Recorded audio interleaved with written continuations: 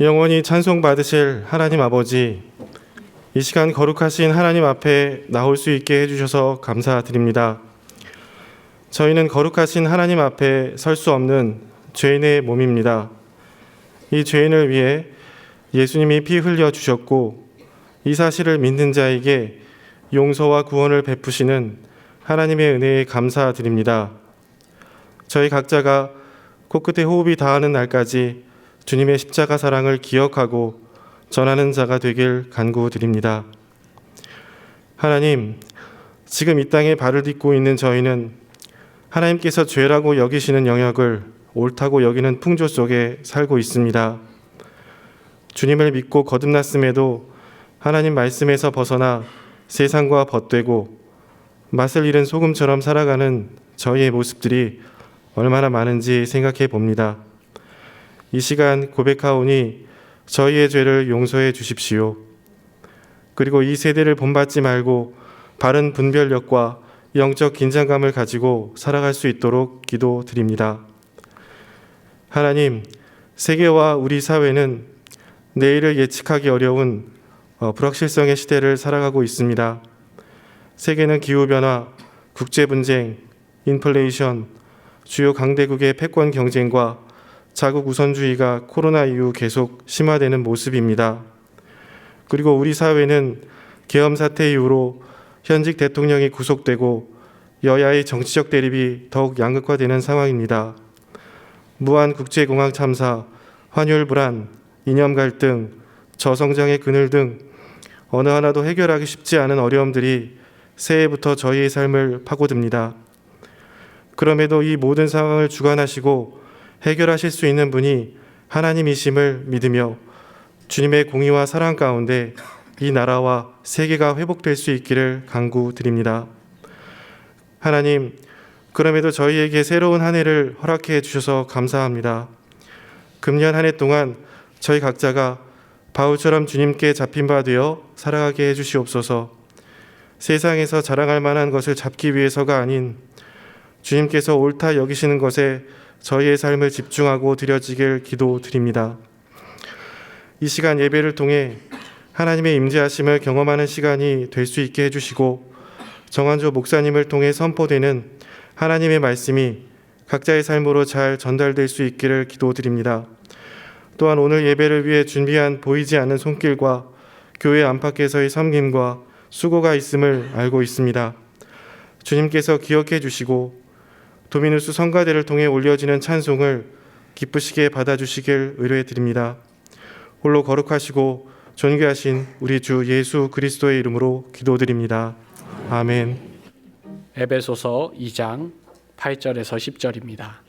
너희는 그 은혜에 의하여 믿음으로 말미암아 구원을 받았으니 이것은 너희에게서 난 것이 아니요 하나님의 선물이라.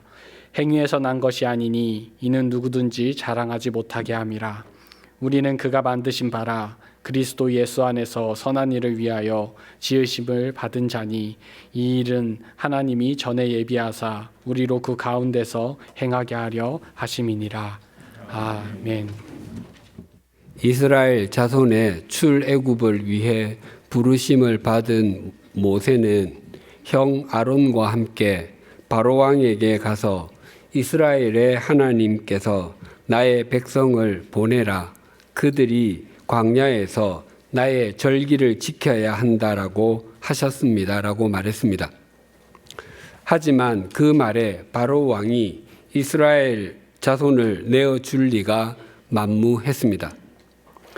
60만 명이 넘는 노예를 해방시켜 주는 것은 국가 경제에 부정적인 영향을 가져올 것은 불을 보듯이 뻔한 일이었기 때문입니다.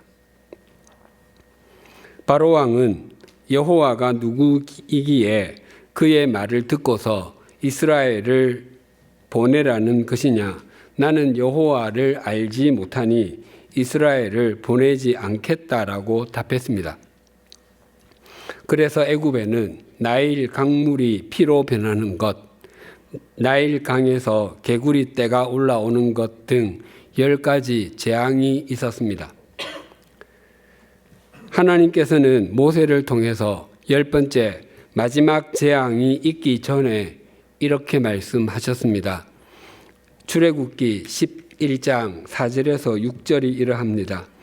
모세가 바로에게 이르되 여호와께서 이와 같이 말씀하시기를 밤중에 내가 애굽 가운데로 들어가리니 애굽 땅에 있는 모든 처음 난 것은 왕 위에 앉아 있는 바로의 장자로부터 맷돌 뒤에 있는 몸종의 장자와 모든 가축의 처음 난 것까지 죽으리니 애굽 온 땅에 전무후무한 큰 부르짖음이 있으리라. 애굽에 있었던 9가지 재앙은 하나님께서 모세를 통해서 행하셨습니다. 하지만 10번째 재앙은 하나님께서 직접 행하시겠다고 하십니다. 하나님께서 애굽으로 들어가시면 바로의 장자에서부터 맷돌 뒤에 있는 몸종의 장자까지 그리고 가축의 처음 난 것까지 모두 죽게 될 것이라고 하셨습니다. 그런 일은 이전에도 없었고 이후에도 없었을 것이므로 큰 통곡이 있을 것이라 하셨습니다. 당시 애굽의 장례식 풍습 가운데 하나가 큰 통곡이었습니다. 그것은 몸부림을 치면서 두 손으로 가슴을 두드리고 슬픈 소리를 내어 우는 것이었습니다. 그 통곡의 부르짖음이 종들 가운데 맷돌 뒤에 있는 몸종까지라고 합니다.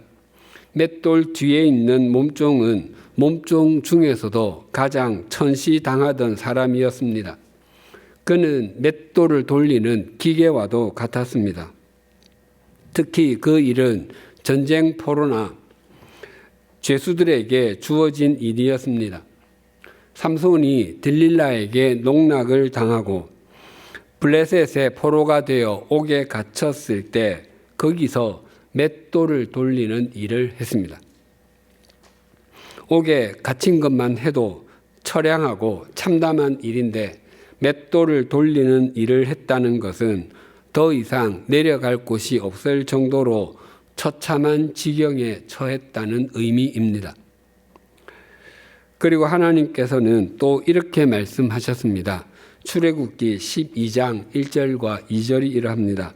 여호와께서 애굽 땅에서 모세와 아론에게 일러 말씀하시되 이 달을 너희에게 달의 시작 곧 해의 첫 달이 되게 하고 이것이 유월절의 유래입니다. 유월절은 사람이 만들지 않고 하나님께서 만드셨으며 애굽에서 시작되게 하셨습니다. 유월절은 우리의 구원과 관련이 있습니다. 즉 우리의 구원을 시작하신 분이 하나님이시고 구원은 우리가 애굽에 있을 때, 즉 우리가 죄에 매여 있을 때 시작되었다는 것입니다.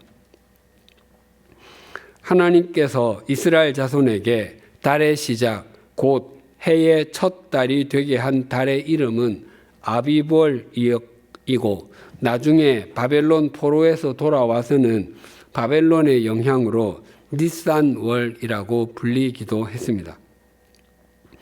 그때가 당시 사람들이 사용하던 민간력으로는 7월이었고 지금의 태양력으로 하면 3, 4월경에 해당합니다. 중요한 것은 하나님께서는 출애굽하는 그 달을 그해 정월로 삼으라고 하셨다는 것입니다.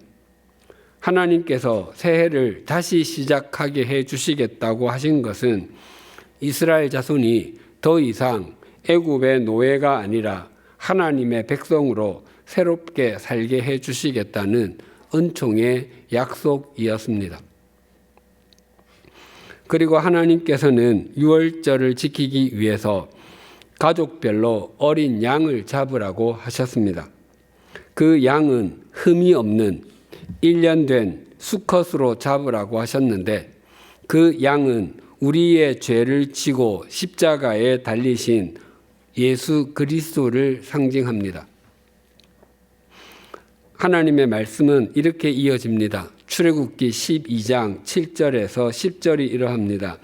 그 피를 양을 먹을 집 좌우 문설주와 인방에 바르고 그 밤에 그 고기를 불에 구워 무교병과 쓴 나물과 아울러 먹되 날 것으로나 물에 삶아서 먹지 말고 다리와 머리와 내장을 다 불에 구워 먹고 아침까지 남겨두지 말며 아침까지 남은 것은 곧 불사르라. 하나님께서는 양을 잡은 후에 양고기는 맛있는 부위부터 먼저 먹으라 라고 말씀하지 아니하시고 양의 피를 문설주와 인방에 바르라고 하셨습니다. 문설주는 문의 양쪽에 세워 문짝을 끼워 달 수 있는 기둥이고 인방은 좌우 문설주 곧 기둥 사이를 위아래를 가로지르는 나무입니다. 위에 있는 것을 상인방이라고 하고 아래에 있는 것을 하인방이라고 합니다. 이 말씀에서 중요한 것은 피를 문 밖에서 보이도록 발랐다는 것입니다. 하나님은 전지전능하신 분이시기에 이스라엘 자손 중 어느 집에서 양을 잡았는지 결코 모르지 않으실 것입니다. 그럼에도 하나님께서는 밖에서 보이도록 피를 바르라고 하셨습니다. 이스라엘 자손에게 피를 너희 마음대로 주방에 바르든지 거실에 바르든지 마당에 뿌리든지 알아서 하라고 말씀하지 않으셨습니다. 믿음 생활은 우리 마음대로 하는 것이 아니라 하나님께서 말씀하신 대로 행하는 것입니다. 그래서 우리에게 66권이나 되는 말씀을 주셨습니다.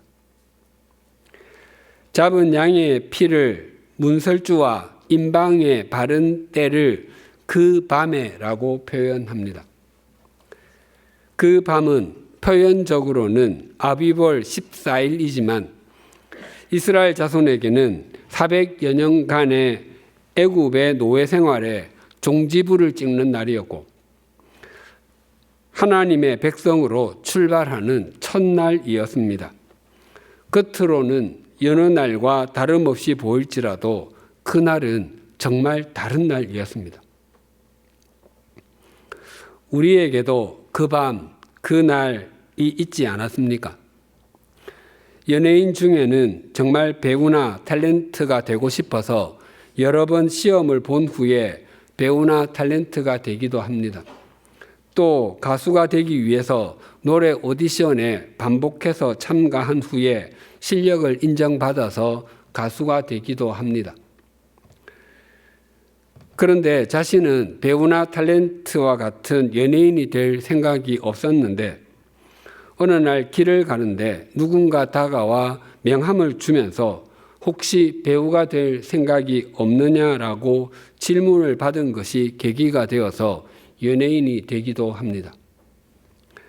또 특정한 회사에 지원을 할까 말까를 망설이고 있을 때 그 회사에 입사를 간절히 원하는 친한 친구가 원서를 같이 쓰자고 해서 썼는데 그 친구는 떨어지고 자신만 합격하고 나중에 그 회사에 임원까지 되는 사람도 있습니다.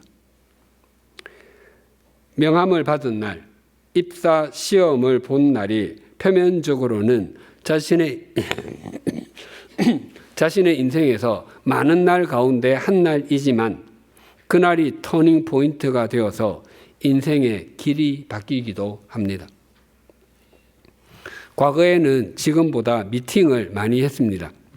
5대5 미팅에 가서 제발 저 남자와는 파트너가 되지 않기를 또는 저 여자 빼고는 아무나 파트너가 되어도 괜찮겠다라고 생각했는데 바로 그 남자, 그 여자와 파트너가 되고 바로 그 사람이 하나님께서 맺어주신 배우자인 것을 확인하게 되기도 합니다.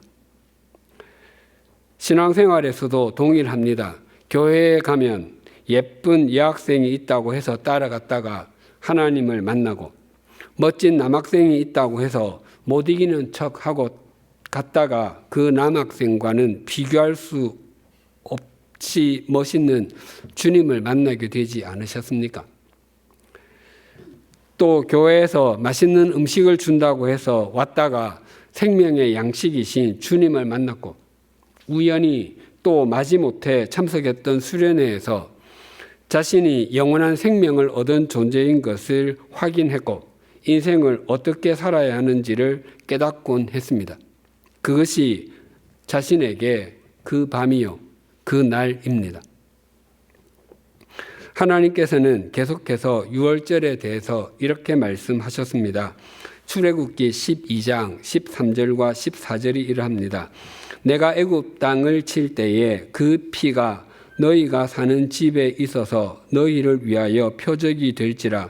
내가 피를 볼 때에 너희를 넘어가리니 재앙이 너희에게 내려 멸하지 아니하리라.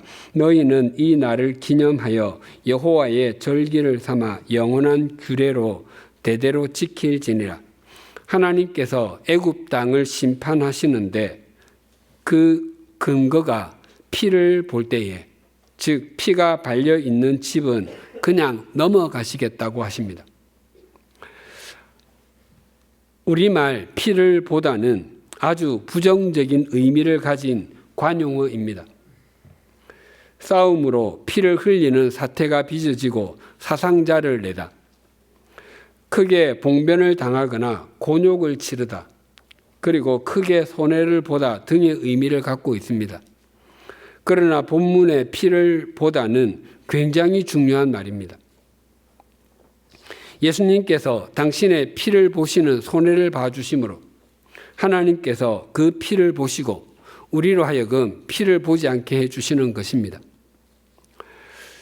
이렇게 피를 보시고 넘어가 주시는 것을 유월, 패스오버라고 하고 그 넘어가는 것을 기억하고 기념하는 절기가 유월절입니다. 피를 보다 그리고 넘어가다, 이것이 찰턴 헤스턴 주연의 영화 10개에 굉장히 잘 표현이 되어 있습니다. 그날 밤에 달이 구름에 가리워지자 죽음의 구름 또는 죽음의 연기가 양의 피가 문설주와 임방에 발린 이스라엘 자손의 집은 그냥 넘어서 가지만 양의 피가 발려 있지 않은 애굽 사람의 집에는 안으로 들어갔다가 나옵니다. 그러면 곡소리가 납니다. 심지어 죽음의 구름은 애굽 왕궁으로도 들어가 바로의 신하의 맏아들을 죽음에 이르게 하고 바로 왕의 외아들을 죽음에 이르게 했습니다. 마침내 바로 왕은 모세를 불러 네가 이겼다. 내 백성을 데리고 가라. 풀어주겠다라고 선언합니다. 중요한 것은 죽음의 구름, 즉 하나님의 구름이 양의 피가 발린 이스라엘 자손의 집은 그냥 넘어갔는데 그 안에 어떤 사람이 있었는지 확인하지 않았다는 것입니다.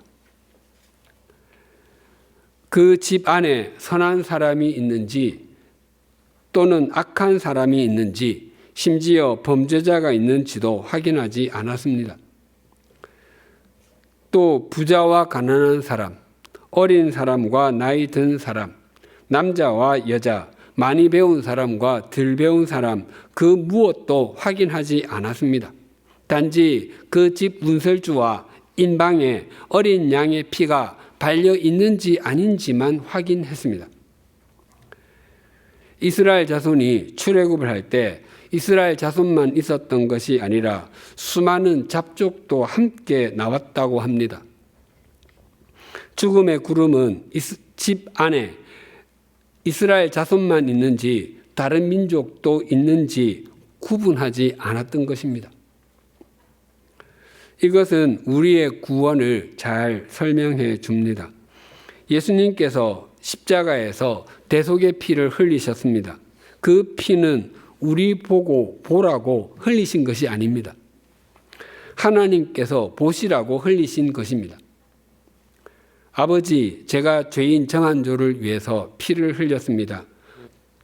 제 피를 보시고 저 인간 좀 살려주십시오입니다. 문설주와 임방에 바른 피를 보고 죽음의 구름이 넘어갔듯이 예수 그리스도 안에 있을 때 죽음의 심판이 넘어가는 것입니다. 오늘 본문에도 우리가 얻은 구원의 핵심 부분을 잘 증거하고 있습니다. 오늘 본문 8절에서 10절은 앞에 1절에서 7절의 요약적 표현이라고 할 수도 있고 또한 강조적 표현이라고 할 수도 있습니다. 그리고 오늘 본문이 에베소서 전체에서 가장 중요한 구절이라고 해도 과언이 아닙니다. 우리가 얻은 구원은 우리에게 능력이 있었기 때문도 아니고 우리의 선함으로 인한 것도 아니라 오직 하나님의 은혜로 하나님의 사랑으로 인함이라고 반복해서 나옵니다. 2장 4절과 5절이 이러합니다. 긍휼이 풍성하신 하나님이 우리를 사랑하신 그 큰 사랑을 인하여 허물로 죽은 우리를 그리스도와 함께 살리셨고 너희는 은혜로 구원을 받은 것이라. 우리가 구원받은 것은 우리에게 그럴 만한 자격이나 조건이 있었기 때문이 아니라 긍휼이 풍성하신 하나님께서 우리를 사랑하셨기 때문에 허물로 죽은 우리를 그리스도와 함께 살리셨다고 합니다. 그런데 그 괄호 속에 있는 말 너희는 은혜로 구원을 받은 것이라는 사족과 같은 표현이고 없는 것이 훨씬 더 자연스럽습니다. 그럼에도 불구하고 가로까지 쳐서 넣어 두었습니다. 마치 이 문장은 아무리 강조해도 지나침이 없을 정도로 중요하고 몰라서는 결코 아니 되고 반드시 알아야 되는 것이라고 강조하는 것 같습니다. 사실 1절에서도 이미 허물과 죄로 죽은 우리를 살리셨다고 선언했습니다. 그 정도 강조하면 충분할 것 같은데 또 말씀하십니다. 2장 6절과 7절입니다. 또 함께 일으키사 그리스도 예수 안에서 함께 하늘에 앉히시니 이는 그리스도 예수 안에서 우리에게 자비하심으로써 그 은혜의 지극히 풍성함을 오는 여러 세대에 나타내려 하심이라. 그의 자비, 그의 은혜의 지극히 풍성함을 나타내기 위해서 우리를 구원하셔서 하늘에 앉히셨다고 말씀합니다. 여기에서 멈추지 않고 우리가 받은 구원이 우리에게 어떤 조건이나 자격이 있기 때문이 아님을 다시 한번 강조합니다. 오늘 본문 8절과 9절이 이렇게 증가합니다. 너희는 그 은혜에 의하여 믿음으로 말미암아 구원을 받았으니 이것은 너희에게서 난 것이 아니요 하나님의 선물이라. 행위에서 난 것이 아니니 이는 누구든지 자랑하지 못하게 함이라. 헬라어 성경에서 8절은 가르, 왜냐하면 이라는 단어로 시작됩니다. 왜냐하면 너희는 은혜로 인해서 또 믿음을 통해서 구원을 받았으니가 됩니다. 우리가 하나님의 은혜로 인해서 그리고 믿음으로 말미암아 즉 믿음을 통해서 구원을 얻었다고 하는 것을 아는 것은 믿음 생활에서 믿음의 건물을 올리기 위한 기초 공사와도 같습니다. 만약 우리가 2층짜리 건물을 지으려고 한다면 기초 공사를 그렇게 튼튼하게 하지 않아도 될 것입니다. 그러나 20층짜리 건물을 지으려면 기초 공사를 튼튼하게 해야 가능할 것입니다. 그리고 설계할 때부터 지진에 대비한 내진 설계를 해야 함은 두말할 필요도 없습니다. 만약 롯데월드타워 정도의 120층짜리 마천루를 짓는다면 최첨단 공법을 동원해서 건축해야 할 것이고 내진 설계는 일반인들의 상상력을 초월할 것입니다. 그리고 그런 초고층 건물을 짓는 일에 기초공사의 중요성은 아무리 강조해도 지나침이 없을 것입니다. 믿음이 지어지는 것도 동일합니다. 만약 유한하고 자주 바뀌는 자기 생각을 기초로 공사로 해서 건물을 짓게 되면 그 위에 세워진 믿음은 견고한 듯이 보여도 사상 누각과 같아서 이내 무너지고 말 것입니다. 그래서 믿음이 견고하게 세워져 가려면 자기 생각이 아니라 하나님의 말씀의 터 위에 세워져야 합니다. 오늘 본문은 우리가 받은 구원의 특징을 세 가지로 말씀합니다. 첫째는 구원은 은혜로 인해서 그리고 믿음으로 말미암아 받았다고 합니다. 8절을 다시 봉독하겠습니다. 너희는 그 은혜에 의하여 믿음으로 말미암아 구원을 받았으니 이것은 너희에게서 난 것이 아니요 하나님의 선물이라. 은혜는 어떤 것이 이루어지는데 나에게는 아무런 자격이나 조건이 없고 오직 외부의 힘에 의해서만 이루어진 것이라 할 수 있습니다. 그래서 믿음으로 말미암아, 즉 믿음을 통해서 구원을 받았다고 합니다. 성경은 믿었기 때문에 구원을 얻었다고 말하지 않습니다. 만약 나는 예수님을 믿었기 때문에 구원을 얻었고 너는 예수님을 믿지 않았기 때문에 구원을 얻지 못했다라고 말한다면 내가 예수님을 믿은 것이 나에게 있는 조건이나 공로가 될 수 있습니다. 그렇게 생각한다면 바르지 못한 것입니다.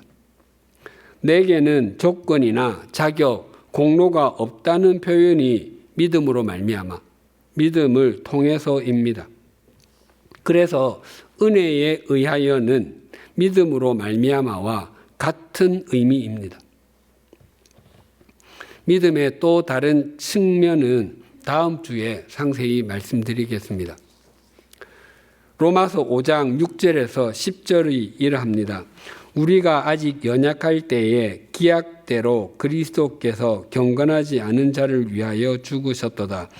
의인을 위하여 죽는 자가 쉽지 않고 선인을 위하여 용감히 죽는 자가 혹 있거니와 우리가 아직 죄인 되었을 때에 그리스도께서 우리를 위하여 죽으심으로 하나님께서 우리에 대한 자기의 사랑을 확증하셨느니라. 그러면 이제 우리가 그의 피로 말미암아 의롭다 하심을 받았으니 더욱 그로 말미암아 진노하심에서 구원을 받을 것이니 곧 우리가 원수 되었을 때에 그의 아들의 죽으심으로 말미암아 하나님과 화목하게 되었은즉 화목하게 된 자로서는 더욱 그의 살아나심으로 말미암아 구원을 받을 것이니라. 예수 그리스도께서 대속의 죽음을 맞이하실 때 우리의 상태는 아직 연약할 때였고 죄인 되었을 때였으며 원수 되었을 때였습니다. 우리가 아직 연약할 때를 문자 그대로 번역하면 우리가 완전히 무기력할 때입니다. 죄인 되었을 때는 우리의 허물과 죄로 죽었을 때라는 의미입니다.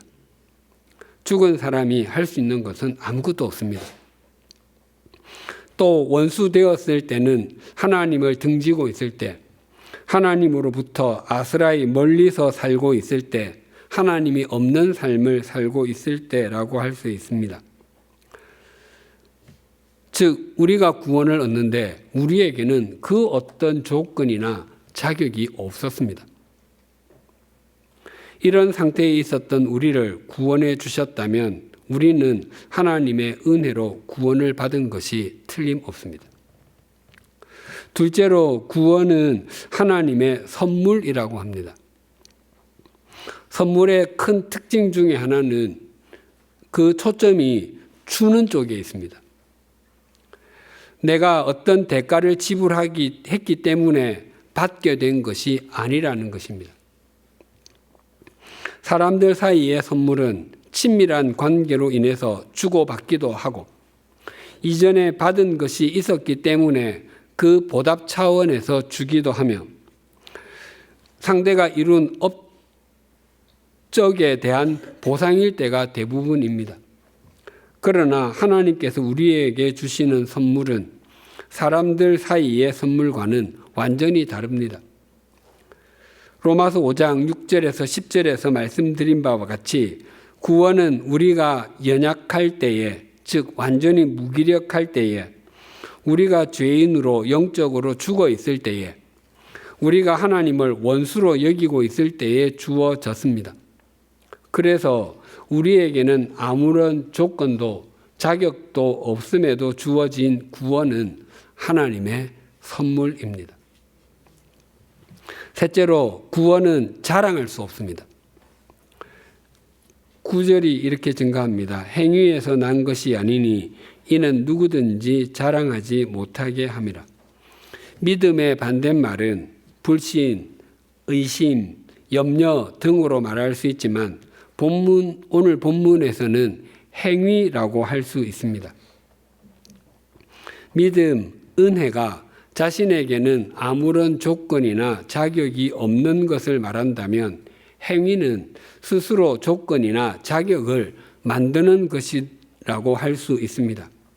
구원이 우리의 노력으로 얻은 것이라면 자랑할 수 있지만 우리가 만든 것이 아니기 때문에 결코 자랑할 수 없습니다. 로마서 3장 27절과 28절이 이러합니다. 그런즉 자랑할 때가 어디냐? 있을 수가 없느니라. 무슨 법으로냐? 행위로냐? 아니라 오직 믿음의 법으로니라.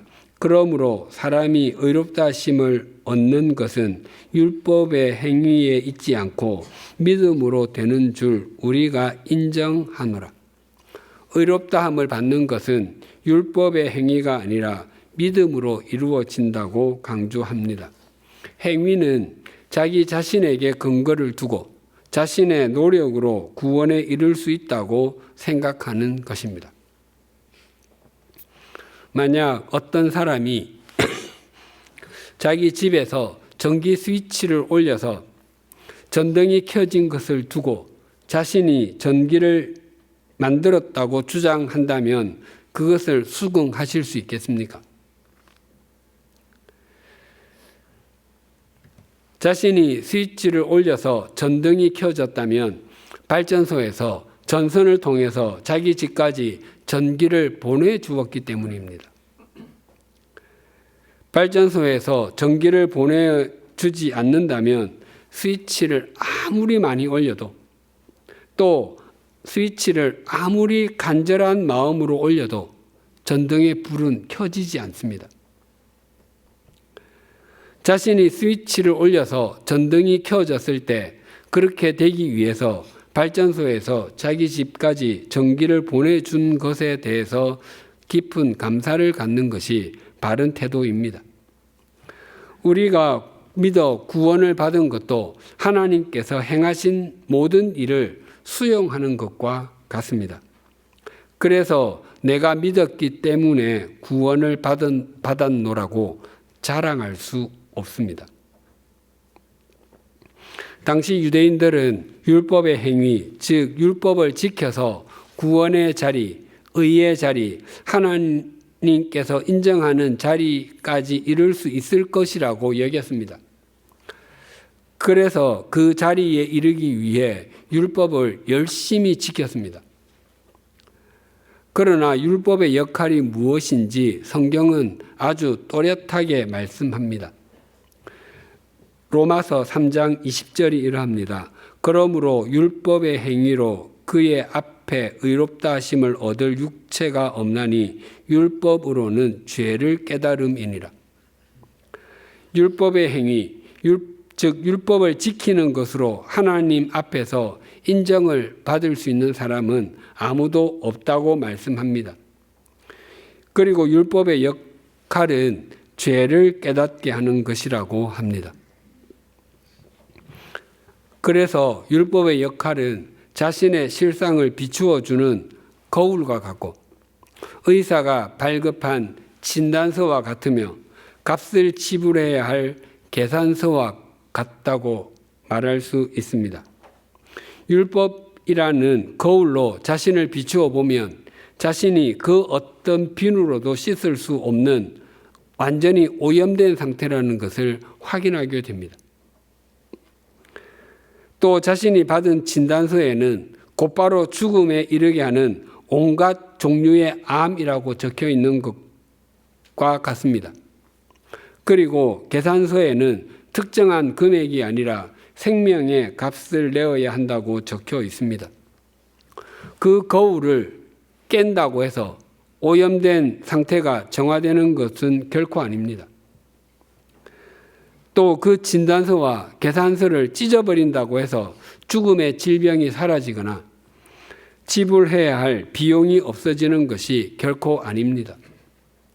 오히려 그 거울을 보고서 영원히 깨끗하게 해주시는 주님이 필요하다는 것을 알게 되고, 그 진단서를 보고서 영원한 생명을 주시는 생명의 의사이신 주님 앞으로 나아가게 되며, 그 계산서를 보고서 오직 그 값을 치를 수 있는 것은 예수 그리스도의 십자가와 십자가의 예수 그리스도밖에 없다는 것을 수용하게 됩니다. 하나님께서는 애굽에서 노예였던 이스라엘 자손을 당신의 백성으로 삼으시기 위해서 그들의 달력을 바꾸어 주셨습니다. 또한 하나님께서는 우리에게 영원한 선물을 주시기 위해서 당신의 아들을 십자가에 달리게 하셨습니다. 그래서 우리에게도 생명의 달력, 믿음의 달력을 사용하게 하셨습니다.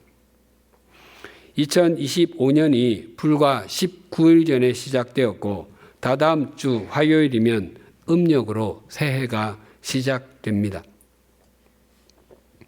그러나 진정한 새해는 양력 1월 1일이나 음력 1월 1일로 시작되지 않습니다.